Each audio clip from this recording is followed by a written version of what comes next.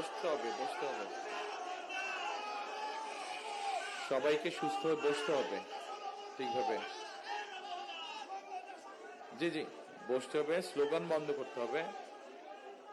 আপনাদের সাথে সরাসরি 24 জুলাই শহীদদের পরিবারের সাথে এক মিনিট, এই যে ভাই,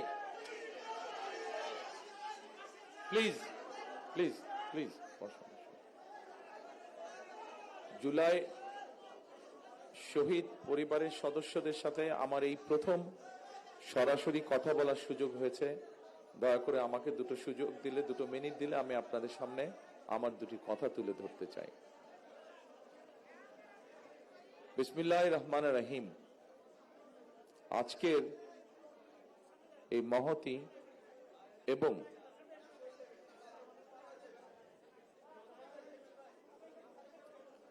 এই মর্মস্পর্শী অনুষ্ঠানের সম্মানিত সভাপতি জনাব নজরুল ইসলাম খান, মঞ্চে উপস্থিত গণতন্ত্রের অন্যতম সংগ্রামী নেতা জনাব রুহুল কবির রিজভী এবং আমার সামনে উপস্থিত 24 জুলাই শহীদ পরিবারের সদস্যবৃন্দ, জুলাই যোদ্ধা, আহত মুক্তিযোদ্ধাবৃন্দ এবং সাংবাদিক প্রিয় ভাই ও বোনেরা, আসসালামু আলাইকুম। আজকে আপনারা যারা উপস্থিত হয়েছেন, কিছু সংখ্যক মানুষ এখানে শহীদ পরিবারের সদস্য অথবা যারা জুলাই বিপ্লব আন্দোলনে শরিক হয়েছেন এবং শারীরিকভাবে ক্ষতিগ্রস্তের শিকার হয়েছেন, এরকম আহত মুক্তিযোদ্ধারা এখানে কিছু সংখ্যক উপস্থিত আছেন যারা বক্তব্য রেখেছেন। আমি যখন ওখানে বসে ছিলাম, আমি দেখতে পাচ্ছিলাম বহু মানুষ এখানে আপনারা উপস্থিত আছেন, শহীদ পরিবারের সদস্য, আহত যোদ্ধাদের মধ্যে যারা তাদের কষ্টের কথা তুলে ধরতে চাইছেন বা বলতে চাইছেন। সবাইকে আমরা আজকের এই অনুষ্ঠানের সুযোগ দিতে পারিনি, তার জন্য আমি আন্তরিকভাবে যারা অনুষ্ঠানের আয়োজন করেছেন তাদের পক্ষ থেকে ক্ষমা প্রার্থী আপনাদের কাছে। সম্মানিত শহীদ পরিবার এবং সম্মানিত যোদ্ধাবৃন্দ, আজকের এই সংখ্যাটি অনেক বিশাল। এই বিশাল সংখ্যার মধ্যে প্রত্যেককে যদি আমরা সুযোগ দেই, হয়তো এই দিন পেরিয়ে আগামী দিন চলে আসবে। 1 মিনিট করেও যদি কথা বলেন আপনারা, সেজন্যই হয়তো সবাইকে সুযোগ দেওয়া সম্ভব হয়নি। তবে সংক্ষেপে আজকের সভাপতি ওনার বক্তব্যে একটি কথা তুলে ধরেছেন। আপনারা যখন আপনাদের কষ্টের কথা, ব্যথার কথা, ত্যাগের কথা বলার জন্য ব্যাকুলভাবে সকলের দৃষ্টি আকর্ষণের চেষ্টা করছিলেন, অস্থিরভাবে প্রকাশ করছিলেন নিজের মনের কষ্টের কথা, তখন আমি এবং নজরুল ইসলাম খান সাহেব বসে একটি সিদ্ধান্ত গ্রহণ করেছি, যা উনি আপনাদের সামনে তুলে ধরেছেন। বাংলাদেশ জাতীয়তাবাদী দল বিএনপি এর আগে যখন দেশ পরিচালনার দায়িত্বে ছিল, তারা মুক্তিযোদ্ধা মন্ত্রণালয় নামক একটি মন্ত্রণালয় তৈরি করেছে, যা 1971 সালে যারা মুক্তিযুদ্ধে শহীদ হয়েছেন, আহত হয়েছেন, অর্থাৎ এক কথায় মুক্তিযোদ্ধা পরিবারদের কল্যাণ তারা দেখভাল করে থাকে। আমরা সিদ্ধান্ত নিয়েছি যে ইনশাল্লাহ বাংলাদেশের মানুষের সমর্থনে বাংলাদেশ জাতীয়তাবাদী দল আগামী দিনে সরকার গঠনে সক্ষম হলে এই শহীদ পরিবার যারা আছেন, জুলাই যোদ্ধা যারা আছেন, জুলাই আন্দোলনের যারা শহীদ পরিবার বা যোদ্ধা আছেন, তাদের যে কষ্টের কথাগুলো যে কয়জন ব্যক্তি, যে কয়জন মানুষ তুলে ধরেছেন কষ্টের কথাগুলো, এই কষ্টগুলোকে যাতে আমরা কিছুটা হলেও সমাধান করতে পারি, যাকে আমরা হারিয়ে ফেলেছি তাকে তো আমরা ফিরিয়ে আনতে পারবো না, কিন্তু যারা পেছনে রয়ে গিয়েছেন সেই পরিবারের সদস্যদের বিভিন্ন সুবিধা অসুবিধাগুলো যাতে দেখভাল করতে পারি এই মুক্তিযোদ্ধা মন্ত্রণালয়, কারণ তারাও একজন মুক্তিযোদ্ধা, তারাও আপনারা মুক্তিযোদ্ধা হিসাবে আপনারা গণ্য। 71 সালে এই দেশের মানুষ, মুক্তিযোদ্ধারা এই দেশের স্বাধীনতা অর্জনের জন্য জীবন দিয়েছিলেন, এই দেশের স্বাধীনতা অর্জনের জন্য যোদ্ধারা ত্যাগ স্বীকার করেছিলেন। ঠিক একইভাবে 24-এ যে যোদ্ধারা যুদ্ধ করেছেন তারা স্বাধীনতা সার্বভৌমত্ব রক্ষার যুদ্ধ করেছেন। স্বাধীনতা সার্বভৌমত্ব অর্জিত হয়েছিল 71 সালে, তাকেই আবার রক্ষা করা হয়েছে 2024 সালে। সেজন্যই মুক্তিযোদ্ধা মন্ত্রণালয়ের মধ্যে আমরা আরেকটি ডিপার্টমেন্ট তৈরি করব, যাদের দায়িত্ব হবে এই মানুষগুলোর দেখভাল করা। ইনশাআল্লাহ। সম্মানিত শহীদ পরিবারের সদস্যবৃন্দ, সম্মানিত জুলাই যোদ্ধারা, দীর্ঘ 1.5 দশকেরও বেশি সময় ধরে চলা ফ্যাসিবাদী বিরোধী আন্দোলনে হাজার হাজার মানুষ গুম হয়েছে, খুন অপহরণের শিকার হয়েছে। এরকম অনেকগুলো পরিবারের সাথে গতকাল আমার কথা হয়েছে, দেখা হয়েছে। অসংখ্য অগণিত পরিবার সব হারিয়ে ছিন্ন বিচ্ছিন্ন হয়ে গিয়েছে। শুধুমাত্র জুলাই গণ অভ্যুত্থানেও 1400-রও বেশি মানুষ শহীদ হয়েছেন, আহত হয়েছেন 30,000-এর মতন মানুষ। এই 30,000-এর মতন মানুষের মধ্যে এমন কিছু মানুষ আছেন যাদের সংখ্যা 500-র মতন, যাদের কারো এক চোখ অথবা কারো 2 চোখই নষ্ট হয়ে গিয়েছে, পঙ্গু হয়েছেন অনেকে। জুলাই অভ্যুত্থানে যেভাবে মানুষকে হত্যা করা হয়েছে, 1,500-এর মতন মানুষকে যে হত্যা করা হয়েছে, এটিকে এক বাক্যে স্রেফ আমরা একটি গণহত্যা বলতে পারি। জুলাই গণ অভ্যুত্থানে যারা বিভিন্নভাবে আহত হয়েছেন তাদের অনেকেই আজকের এই অনুষ্ঠানে উপস্থিত আছেন, আমাদের সামনে বক্তব্য রেখেছেন কেউ কেউ। অনুষ্ঠানে অংশগ্রহণকারী আহতদের যারা বক্তব্য রেখেছেন তাদের কষ্টের কথাগুলো আমরা শুনেছি।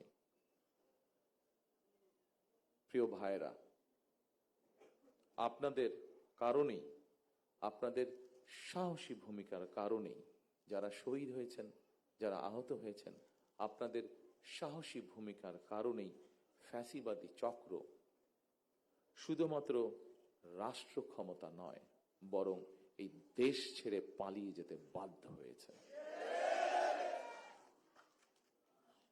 2024 সালের 19 আগস্ট আমি আপনাদের ভূমিকার কথা স্মরণ করে একটি বক্তব্য রেখেছিলাম।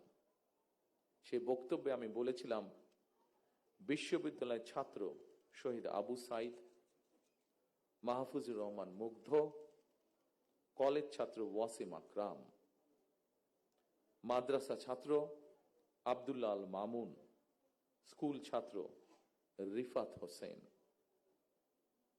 কুমিল্লার আইনজীবী আবুল কালাম, চুয়াডাঙ্গার রাজমিস্ত্রি উজ্জ্বল হোসেন, নোয়াখালীর দোকান কর্মচারী আসিফ, বরগুনার ওষুধ কোম্পানির সেলসম্যান আল আমিন, পাবনার গাড়ি চালক আরাফাত হোসেন, মিরপুরের গুলিবিদ্ধ 22 বছর বয়সী মুত্তাকিম, দোকান কর্মচারী আতিকুল, অষ্টম শ্রেণীর শিক্ষার্থী তামিমের মতন অনেকের হাত কিংবা পা কেটে ফেলতে হয়েছে। গণহত্যা থেকে 6 বছরের শিশু রিয়া গোপাও কিন্তু রেহাই পায়নি সেদিন। এক বক্তব্যে হয়তো আমরা সকলের নাম বলতে পারবো না, এত মানুষ শহীদ হয়েছেন, এত মানুষ আহত হয়েছেন। ফ্যাসিবাদ শাসন শোষণের বিরুদ্ধে 2024 সালের গণ অভ্যুত্থানে দল, মত, ধর্ম, বর্ণ নির্বিশেষে দেশের স্বাধীনতা প্রিয় গণতান্ত্রিকামী প্রত্যেকটি সেক্টরের প্রতিটি শ্রেণী পেশার মানুষ সেদিন রাজপথে নেমে এসেছে। সেদিনকার যত ছবি উঠেছে, ক্যামেরায় বন্দি যত ছবি উঠেছে, প্রত্যেকটি ছবি এই কথারই সাক্ষ্য দেয়। 2024 সালের আন্দোলন কোনো ব্যক্তি, দল বা গোষ্ঠীর নয়।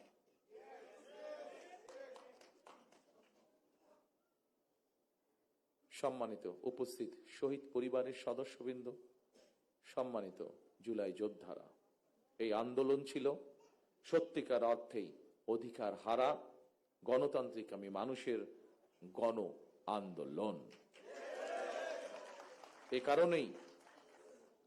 এ কারণেই আমি বলি 1971 সাল ছিল স্বাধীনতা অর্জনের, 2024 সালের আন্দোলন ছিল দেশ এবং জনগণের স্বাধীনতা রক্ষার। সুতরাং 2024 সালকে যদি সুসংহত করতে হয়, তাহলে দেশের সকল নারী, পুরুষ তথা প্রতিটি নাগরিকের রাজনৈতিক এবং অর্থনৈতিক স্বাধীনতা নিশ্চিত করা অবশ্যই প্রয়োজন। যারা স্বাধীনতা রক্ষার আন্দোলনকে দলীয় স্বার্থ রক্ষার আন্দোলনে পরিণত করতে চায়, তাদের সম্পর্কে স্বাধীনতা প্রিয়, গণতান্ত্রিকামী প্রিয় মানুষকে অবশ্যই সজাগ থাকা জরুরি। 2024 সালের দেশ এবং জনগণের স্বাধীনতা আন্দোলনে হতাহত পরিবারের স্বজন কিংবা আহতদের অবর্ণনীয় কষ্টের কথা আমরা আজকে আমাদের এই অনুষ্ঠানে শুনেছি। তাদের এই কষ্ট কোনো কিছু দিয়ে মোচন করা সম্ভব নয়, কারণ আমিও জানি স্বজন হারানোর বেদনা কতটুকু। কোনো কিছু দিয়ে এই কষ্ট মোচন করা যায় না। তবে দুইভাবে আমরা গণ অভ্যুত্থানে আহতদের ক্ষতিপূরণ দেওয়ার চেষ্টা করতে পারি। এক, রাষ্ট্রীয় উদ্যোগে তাদের সর্বোচ্চ চিকিৎসা নিশ্চিত করা। দুই, সম্মানিত উপস্থিতিবৃন্দ, আগেই বলেছি আমি, যে উদ্দেশ্য নিয়ে এই সাহসী মানুষগুলো রাজপথে নেমে এসেছিলেন, রাষ্ট্র এবং সমাজ সেই উদ্দেশ্য বাস্তবায়ন করা, অর্থাৎ মানুষের রাজনৈতিক অধিকার, প্রত্যেকটি দল মত নির্বিশেষে প্রত্যেকটি মানুষের রাজনৈতিক এবং তার যোগ্যতা অনুযায়ী তার অর্থনৈতিক অধিকার নিশ্চিত করা। দীর্ঘ 1.5 দশকের বেশি সময় ধরে ফ্যাসিবাদ বিরোধী ধারাবাহিক আন্দোলন এবং 2024 সালে ফ্যাসিবাদ বিরোধী আন্দোলনে বীর শহীদ এবং আহত এবং হতাহতদের প্রতি রাষ্ট্রের অবশ্যই দায়িত্ব রয়েছে। একটি দায়িত্বশীল রাজনৈতিক দল হিসাবে বিএনপি সেই দায়িত্ব অনুভব করে, যার কথা একটু আগে আমি এবং আজকের অনুষ্ঠানের সভাপতি সাহেব উল্লেখ করেছেন আপনাদের সামনে। জনগণের রায় বিএনপি রাষ্ট্র পরিচালনার দায়িত্বে পেলে অবশ্যই পর্যায়ক্রমিকভাবে আমরা আমাদের সেই দায়িত্ব, সেই অঙ্গীকার, সেই প্রতিশ্রুতি আপনাদের সামনে এবং দেশের মানুষের সামনে ইনশাআল্লাহ পূরণ করব।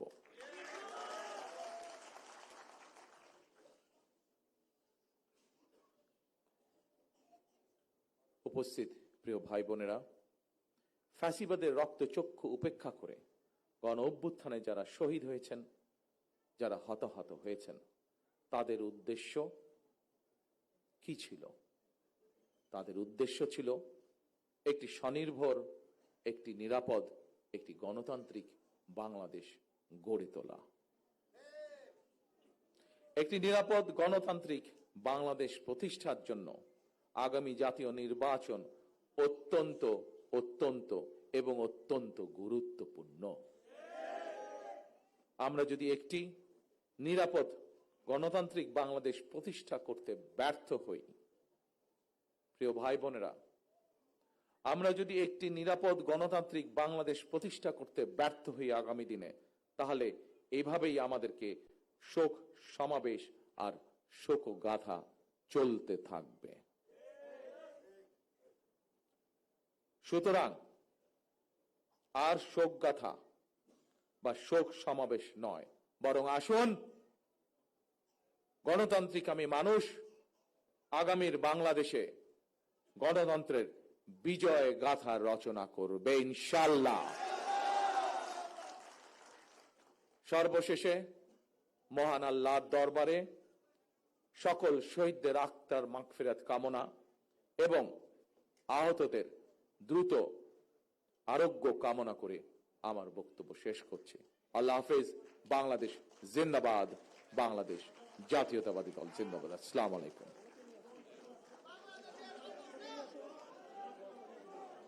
ধন্যবাদ মাননীয় প্রধান অতিথিকে ওনার চমৎকার বক্তব্যের জন্য। প্রিয় নেতৃবৃন্দ, আপনারা পুরো অনুষ্ঠানে আপনাদেরকে সহযোগিতা করেছেন, আপনাদের সহযোগিতা চাইব। আপনাদের